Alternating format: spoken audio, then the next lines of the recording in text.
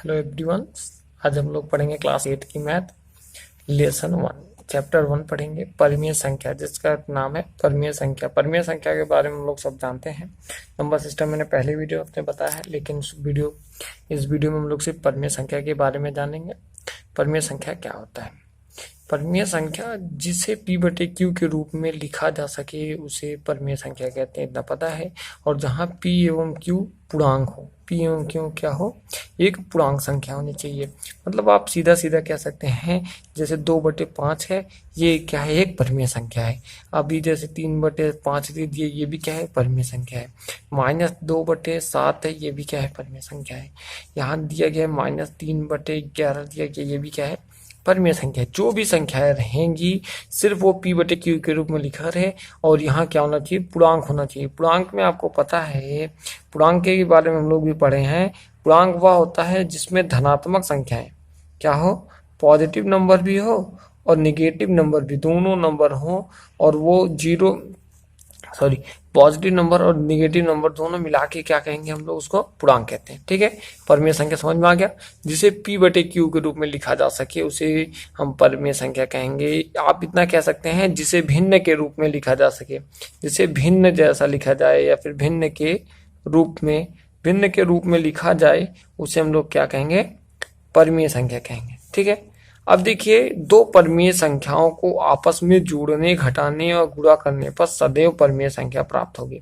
मतलब कोई दो परिमेय संख्या ली गई, परिमेय संख्या क्या होती है, जो p/q के रूप में लिखा जा सके। अब देखिए, p/q के रूप में कौन संख्या लिखी जाती है, वो तो पता है, 1/2 है। सबसे छोटी परिमेय संख्या मान ली यही है। एक तो अच्छा है कि इजी कटेगा आपका, 1/2। और एक कोई और परिमेय संख्या ले लीजिए, ले लिया गया -3/5। ठीक है, अगर दो परिमेय संख्या है, एक है 1/2 और दूसरा दिया गया है -3/5। अगर दो अपरिमेय संख्याओं को आपस में जोड़े, मतलब इन दोनों को क्या करना है, जोड़ना है। जोड़ने के लिए सबसे पहले 5 का गुणा इधर 5 1 5, 2 का गुणा 3 में -5 2 3 6, ये हो गया बटे 2 5 10। अब देखिए, -5 -6 + 5 है, मतलब आएगा -1/10। 1/10 क्या है हमारा है, ये भी क्या आता है, हमारा परिमेय संख्या है। मतलब ये नियम क्या है, सही, एक दो परिमेय संख्याओं को आपस में जोड़ने पर क्या प्राप्त होगा, परिमेय संख्या। अच्छा, अगर अब दो परिमेय संख्याओं को आपस में घटाया जाए, तो मान लो जैसे इन्हीं दोनों संख्याओं को क्या कर दिया जाए, घटा दिया जाए। जैसे दिया गया है 1/2 -3/5, अब इसको घटाना है।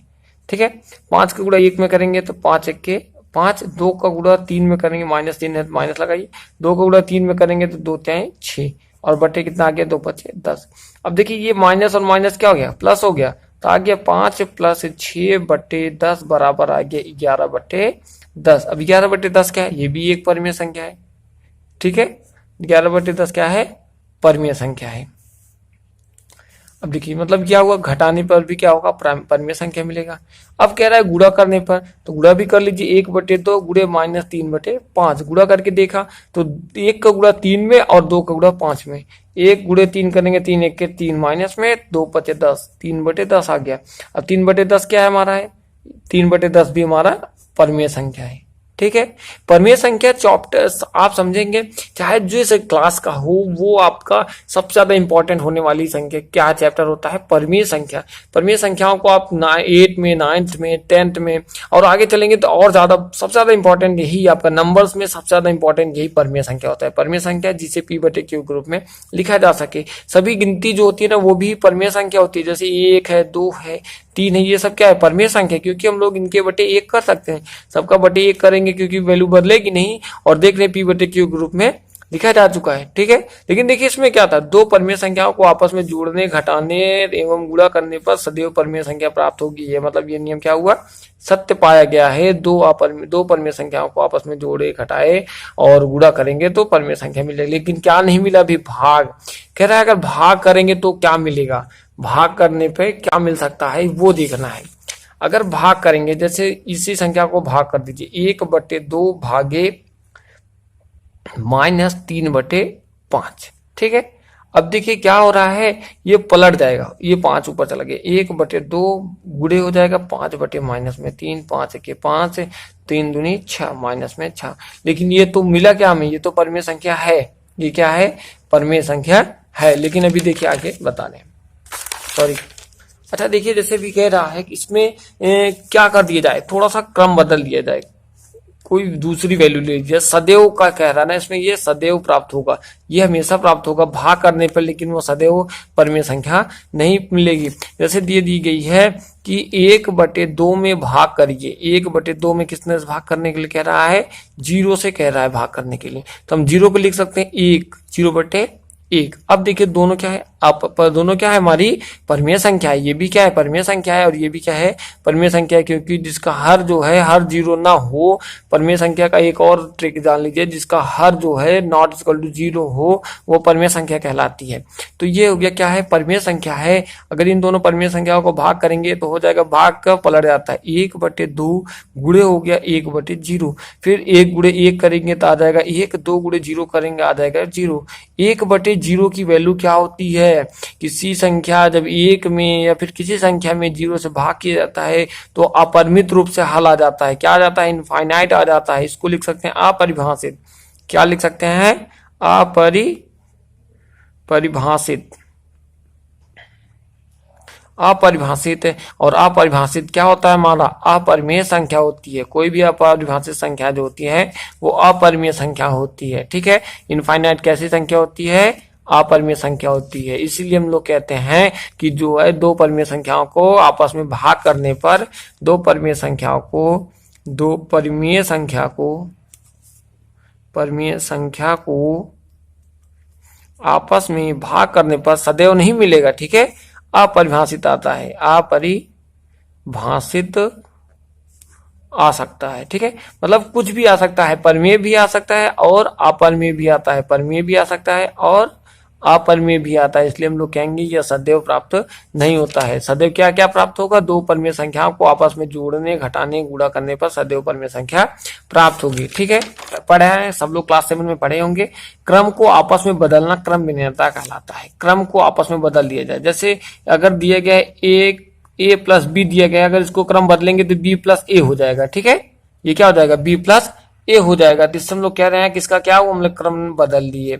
अब देखिए, योग का क्रम विनिमयता का नियम फॉलो करता है कि नहीं करना, ये बताना है। व्याकलन माने होता है घटाना, व्याकलन माने क्या होता है, घटाना, पालन करता है नहीं करता है। गुणज माने गुणा, भाग माने भाग, तो पता है। अब देखिए, जैसे कोई संख्या दी गई है 2 + 3, और अगर इसका 2 + 3 बराबर क्या आएगा, हमारा इसका आ जाएगा 5। और अगर 3 + 2 करेंगे तो इसकी वैल्यू क्या आ जाएगी, 5। मतलब क्रम विनिमयता का नियम क्या हो रहा है, इसमें फॉलो हो रहा है। तो मतलब हम लोग कह सकते हैं योग में क्रम विनिमयता का नियम पालन होता है। क्या होता है, पालन होता है। ठीक है, व्याकलन में, व्याकलन माने घटाना में, अगर हम लोग करेंगे कि 5 - 3, क्या करें, 5 - 3, अगर 5 में से 3 घटाएंगे कितना आ जाएगा, 2।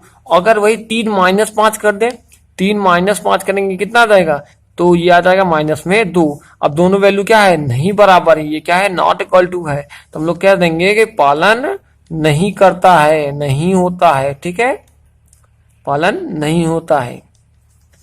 गुणज, गुणज में क्या है, आप गुणा करेंगे, दो संख्याओं का आपस में गुणा करिए। जैसे 5 × 4 दिया गया है, 5 होगा 20। अगर इसका क्रम बदल देंगे, 4 × 5 कर दें, 4 × 5 कर दे तो 4 × 5 = 20 आ गया। ठीक है, अब देखिए ये हो गया।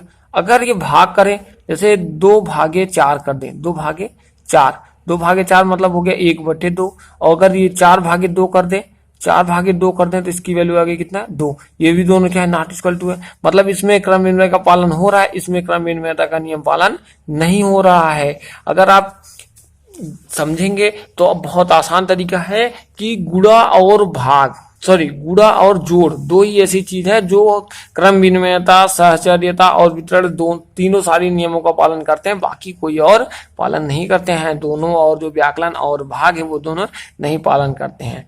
ठीक है, अब देखिए, जैसे योग का सहचर्य नियम, सहचर्य मतलब 3 अपरिमेय संख्याओं को आपस में स्थान बदल रहे, सहचर्य नियम कहलाता है। और ये देखिए, परिमेय संख्या है ना, परिमेय संख्या जो गिनती होती है वो भी परिमेय संख्या होता है। इसमें 3 अपरिमेय संख्या है, जैसे एक है A, B और एक हो गया C। 3 है, तीनों का आपस में स्थान बदलिए। पहले A और B को लेके फिर बाद में C को लिया जाए, फिर अगली बार लेंगे B और C को साथ में लेके A को अगली बार लिया जाए। तो जैसे दे दी गई है कि 1/2 धन 5/3 धन 2/3 अब कह रहा है इसमें साहचर्य का नियम पालन करता है कि नहीं। अगर इस तीनों संख्या ये दी गई हैं तो इन दोनों को पहले जोड़ दीजिए। क्या आएगा, 1/2 प्लस 3 3 हर बराबर है तो 7/3 आ गया। ठीक है, अब 3 1 के 3 और 2 7 14 तो आ गया 3 धन 14 बटे आ गया 6। तो 14 3 हो गया कितना, 17/6 आ गया।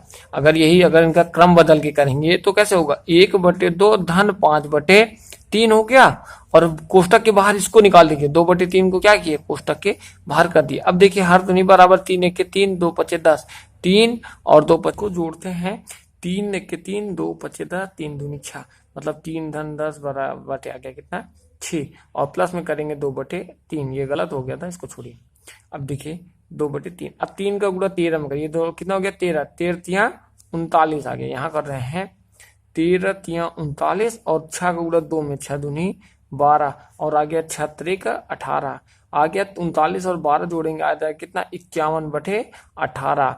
अब 51 को काट सकते हैं 3 से, 3 7 17 51 और 3 से इसको काटेंगे 6 तो आ गया कितना, 17/6 आ गया। यहाँ हमें पता चल गया कि जो है योज्य में सहचर्य का नियम पालन होता है। अब व्याकलन में देखेंगे, व्याकलन में सहचर्य का नियम का पालन होता है कि नहीं होता है।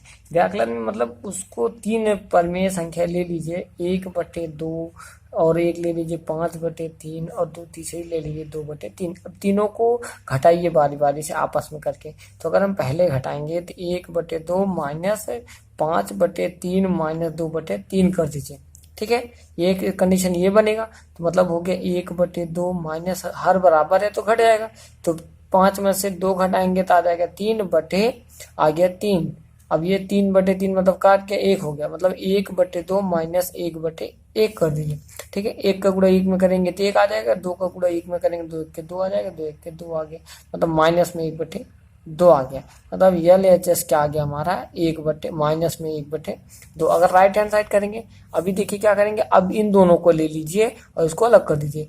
1/2 माइनस में 5/3, इसको कर दीजिए कोष्टक के बाहर कर दीजिए, माइनस में 2/3। अब देखिए 3 का गुणा 1 में करेंगे 3 1 के 3, 2 का गुणा 5 में करेंगे 2 5 10 और आ गया 3 दूनी 6, माइनस में 2/3 आ गया। अभी फिर देखिए तो 10 में से जब 3 घटाएंगे तो आ जाएगा माइनस में 7 बटे आ गया 6, माइनस में 2/3 आ गया। ठीक है, 3 का गुणा 7 में करेंगे 3 7 21 आ गया और 6 का गुणा 2 में करेंगे 6 दूनी 12 आ गया, बटे आ गया 6 3 18 आ गया। अब 21 और 12 करेंगे कितना आ जाएगा, 33, 21 12 33/18 आ गया, 33/18 आ गया। तो 3 से काटेंगे 3 ग्राम में 33 और 3 6 18, 11/6 आ गया, माइनस में 11/6 आ गया। राइट हैंड साइड क्या हमारा आया, माइनस में 11/6 आया। अब लोग कह सकते हैं यहाँ से लेफ्ट हैंड साइड जो है नॉट इक्वल टू है राइट हैंड साइड के। अगर ये not equal to right hand side के है तो हमने क्या कहेंगे कि यह सहचर्य के नियम का पालन नहीं करेगा, नहीं करेगा। ठीक है, क्या कौन नहीं करेगा, व्याकलन माने क्या होता है, घटाना, घटाने पर वह सहचर्य के नियम का पालन नहीं करेगा। अच्छा अब देखिए गुणज क्या करेगा, गुणज, क्योंकि मैं पता है योग्य और गुणज ही दो ऐसे हैं जो सबका पालन करते हैं। 1/2 गुणे 5/3 गुणे 2/3 यही ले लिए। ठीक है, अब इसमें हम योज्य का प्रतिलोम करते हैं। ठीक है, सॉरी गुणज का सहचर्य का नियम पालन कराते हैं। तो पहले इन दोनों का गुणा करिए फिर इसका, तो ये 5 1 के 5, 2 का गुणा 3 में के 2 होते हैं 6 गुणे 2/3, 2 का गुणा 5 में के 2 5 10 है 6 3 18, तो 2 5 10 और 2 9 18, कट के आ गया कितना, 5/9। लेफ्ट हैंड साइड आ गया हमारा 5/9 आ गया। अच्छा अब इसको अगर इन दोनों को करें, 1/2 गुणे 5/3 गुणे 2/3, 2 5 10, 2 5 10 गुणे 5 दूनी 10 और 3 3 9। अब 1 का गुणा 10 में करेंगे 10 1 के 10, 2 9 18, फिर करेंगे 2 5 10, 2 9 18, 5/9। राइट हैंड साइड बराबर क्या आ रहा है, 5/9। अब यहाँ से वो हमारा कि लेफ्ट हैंड साइड बराबर है राइट हैंड साइड के, तो हम लोग क्या कहेंगे, यह सहचर्य के नियम का पालन कर रहा है, सहचर्य का पालन करता है। ठीक है, पालन करेगा। ठीक है, चौथा है भाग, क्या भाग सहचर्य के नियम का पालन करता है, तो उसको भी चेक कर लीजिए। अभी जैसे दिया गया यही सवाल देख लीजिए, हूबहू 2/5 भागे 3/5 भागे 15/18 ऐसे तीनों दिया गया है, सॉरी 15/18 ऐसे दिया गया है। कह रहा है इसमें चेक करिए कि यह साहचर्य का नियम का पालन करता है। तो पहले जैसा दिया गया वैसा करेंगे, उसके बाद एक बार इसका स्थान बदल के चेक कर लेंगे। भाग का नियम पता है कि हम लोग भाग के जब किया जाता है तो उसके गुणा का चिन्ह लग जाता है। किसका चिन्ह लग जाता है? गुणा का। उससे अगर बदल दे तो उसके गुणा चिन्ह लगा दीजिए बस। 2/5 गुणे कर दीजिए, 5/3 कर दीजिए। जो 3/5 था उसको क्या किए, 5/3 हो गया। अब देखिए ये हो गया, तो 5 से 2 5 10 और 5 3 15 आगे कितना, और ये भाग्य भी रहने दीजिए अंदर, बाहर मतलब 15/18 आया कितना, 2 5 10 और 5 15, 3 से 5 काट दीजिए, बचेगा क्या 2/3। अब भी भाग है तो भाग को गुणा करिए, 18/15 लिख दीजिए, हो गया। 3 के 3, 3 छक 18 आ गया, ठीक है। 6 दूनी 12 आ गया, 12/15 आ गया, कितना आया 12/15। अगर इसी का साइड बदल लें, क्या करें, साइड बदलें। अभी क्या करेंगे, 2/5 है ना, तो 2/5 को ऐसे रहने दीजिए, भाग करिए और 3/5 भागे 15/18 कर दीजिए। फिर हो गया क्या, 2/5 भागे 15/18 का गुणा कर देंगे तो 3/5 गुणे 18/15, 5 से नहीं कटेगा ना 18 से, 3 1 के 3, 3 5 15, 5 आ गया, 5 5 25, मतलब आगे 2/5 भागे 18/25 आ गया। अगर इसे भाग करेंगे तो ऊपर चला जाएगा, 2/5 गुणे 25/18, तो 5 से 5 कट गया, 5 दूनी 10 आया, 2 के 2 2 9 18 9 आ गया, 5 बटे कितना आ गया, 5 बटे कितना आ गया 9 आ गया। ये कितना आ गया, ये 5/9। अब इसमें से देख सकते हैं कि जिसका लेफ्ट हैंड साइड नहीं नॉट इक्वल है राइट हैंड साइड के, जिसका left hand side right hand side के इक्वल नहीं है, तो लोग कह सकते हैं यह साहचर्य का नियम का पालन नहीं करता है।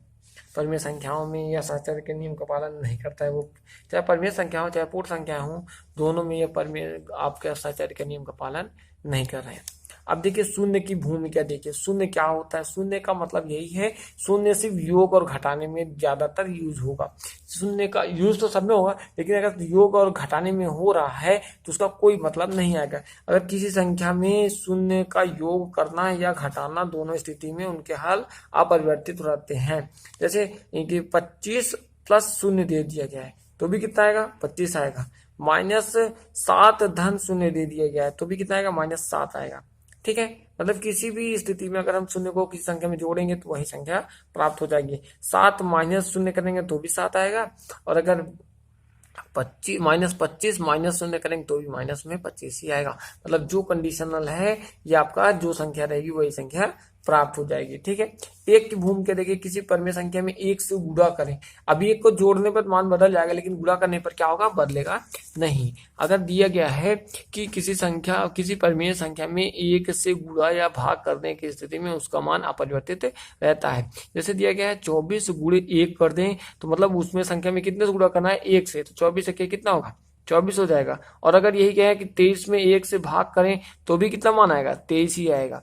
माइनस में अगर संख्या है तो भी सॉरी -7 में गुणे 1 करेंगे तो आ जाएगा कितना, -7, और माइनस में 23 में भाग करेंगे 1 से तो आ जाएगा कितना, -23। अब देखिए ये तो था मान 1 का, लेकिन अगर ये माइनस में होता तो अलग होता, उसको अगले वीडियो में हम लोग पढ़ेंगे, ठीक है। सिर्फ इतना जानिए कि अगर किसी संख्या में 0 का योग या घटाना किया जाए तो उसमें मान नहीं परिवर्तन होगा, और किसी संख्या में अगर 1 से गुणा या 1 से भाग किया जाए तो उसमें भी क्या मान में परिवर्तन नहीं होगा जी। अब देखिए प्रतिलोम मतलब होता है, आप जानते होंगे ना, जैसे प्रतिबिंब होता है उल्टा, जैसे शीशे में देखते हैं जो उल्टा दिखता है वही।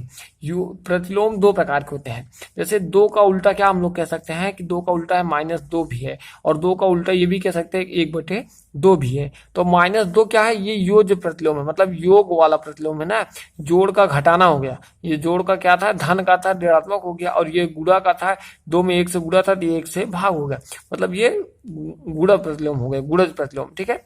योज्य प्रतिलोम है, अगर यक्ष का योज्य प्रतिलोम है, यक्ष का योज्य प्रतिलोम तुमसे कोई कहेगा निकालने के लिए तो हो जाएगा क्या, माइनस में यक्ष हो जाएगा, ठीक है।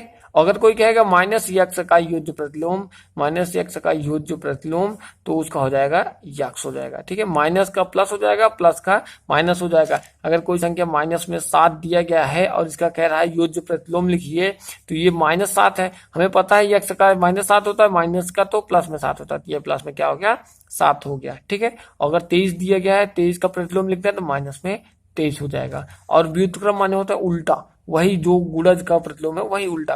जैसे तुमसे कोई कह दिया कि 1/2 का प्रतिलोम गुणज प्रतिलोम लिखिए, क्या लिखिए गुणज प्रतिलोम लिखिए या फिर गुणज या व्युत्क्रम लिखिए, तो आप क्या करेंगे, व्युत्क्रम लिखने के लिए कहेगा तो आप 1/2 को उलट देंगे, तो क्या हो जाएगा 2/1 हो जाएगा, ये हो गया गुणज प्रतिलोम। और अगर जैसे दिया गया माइनस में 3/5, इसका गुणज प्रतिलोम क्या हो जाएगा 5/3, माइनस में फिर भी, ठीक है, माइनस ऊपर ही लगाया जाएगा।